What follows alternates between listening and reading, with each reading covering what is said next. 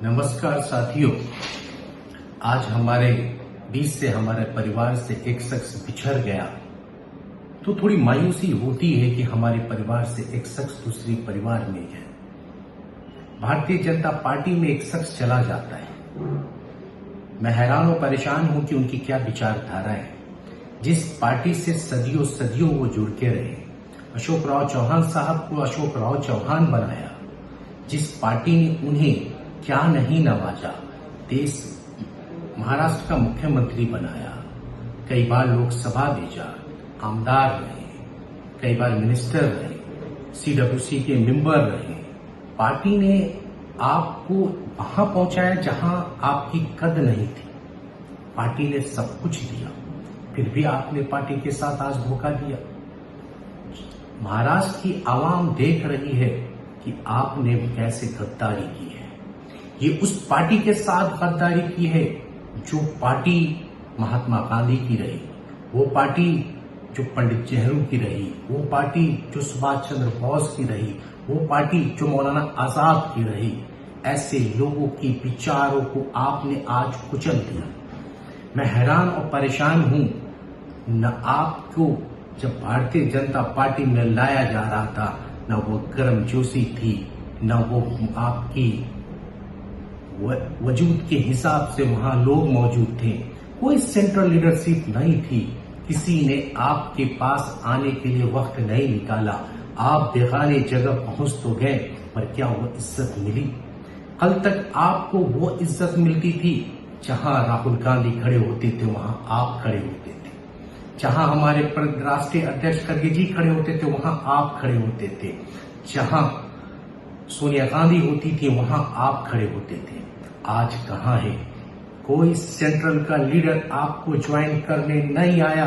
आपकी हैसियत को उन्होंने दिखा दिया। आपकी वजूद कितनी है ये सोचना होगा। आपने उस विचारधारा के साथ गद्दारी किया जो विचारधारा ने आपको बनाया।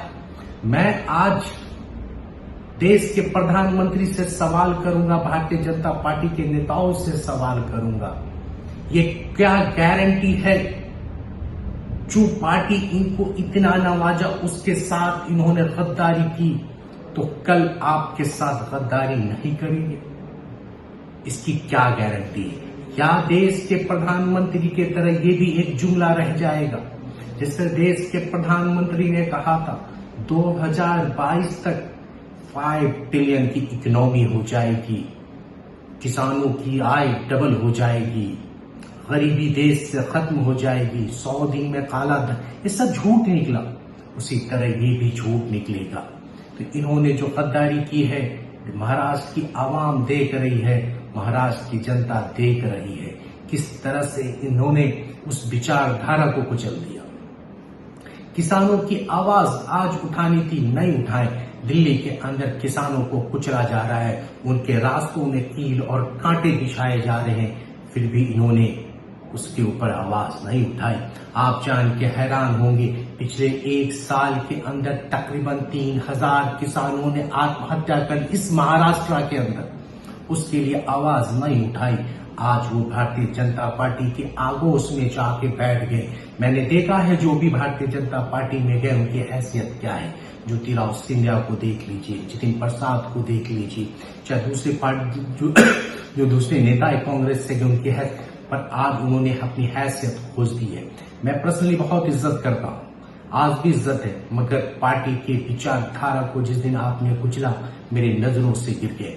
आप एक परिवारवाद की वजह से एक नेता बने, जो कांग्रेस ने आपको बनाया, तो आज भारतीय जनता पार्टी क्या उस आदर्श घोटाले की आवाज उठाएगी? और कल तक जो संसद में कहते थे कि सेनाओं का पैसा खा गए, आज उस सेनाओं के ऊपर जो वो आवाज उठाएगी, मैं पूछना चाहूंगा भारतीय जनता पार्टी से। ये देश की आवाम उन्हें कभी माफ नहीं करेगी। तो कहते हैं जो विरासत से राजनीति होती है उसका अंजाम यही होता है। तो एक लाइन आती है, उस लाइन पढ़ के मैं अपनी बात को खत्म करता हूं। विरासत से तय नहीं होंगे सियासत के फैसले, विरासत से तय नहीं होंगे सियासत के फैसले, ये उड़ान बताएगी आसमान किसका है। जय हिंद, जय महाराष्ट्र।